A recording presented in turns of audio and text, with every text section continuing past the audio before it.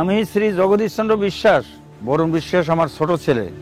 সুটিয়া গ্রামে নারী ধর্ষণ, খুন, ছিনতাই, জোর জুলুম সব রকমেরই আরম্ভ হয়ে গেল।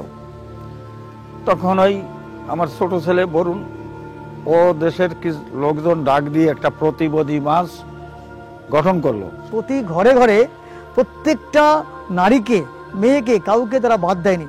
যার যখন যেভাবে প্রয়োজন হয়েছে তাকে ঘর থেকে তুলে নিয়ে গেছে। স্বামীর সামনে স্ত্রীকে ধর্ষণ করছে এবং স্বামীকে সেটা দেখতে হবে, বন্দুক থেকে তাকে দেখতে বাধ্য করাচ্ছে।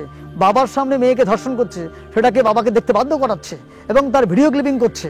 সেই সব অ্যান্টিসোশ্যাল গ্যাং, সেইগুলোর বিরুদ্ধে বরুণ তখন জনমত তৈরি করে তারাই তখন স্টার্ট করে যে এটাকে বন্ধ করতে হবে। এবং ওদের আন্দোলন শুরু হতে হতেই কিন্তু খুব অল্প দিনের মধ্যে, 1 বছরের মধ্যেই গ্যাংয়ের ম্যাক্সিমাম লোক যখন ধরা পড়ে যায়, গ্যাং লিডার যিনি ছিলেন সুশান্ত চৌধুরী, সে কিন্তু পরবর্তীকালে নিজে গিয়ে থানায় গিয়ে সারেন্ডার করে।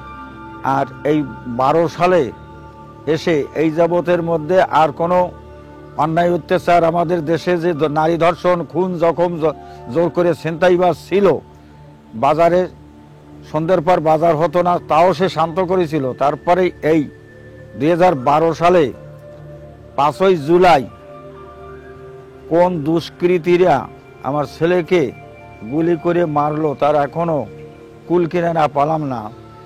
আজ আমরা বৃদ্ধা খুব মনোদুঃখে মনোকষ্টে কাজ চলতেছি।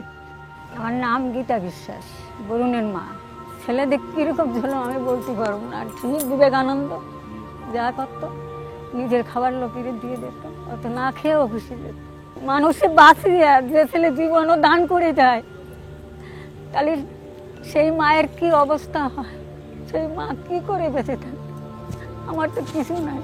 আমি কামনা করি যে এরকম বরুণের মতো বরুণ আর হাজার হাজার পৃথিবীতে জন্ম নেয়, আর দুঃখী দরিদ্র জনই তার সাহায্য পেয়ে তারা যেন সুখী হয়, খেয়ে বেঁচে থাকে।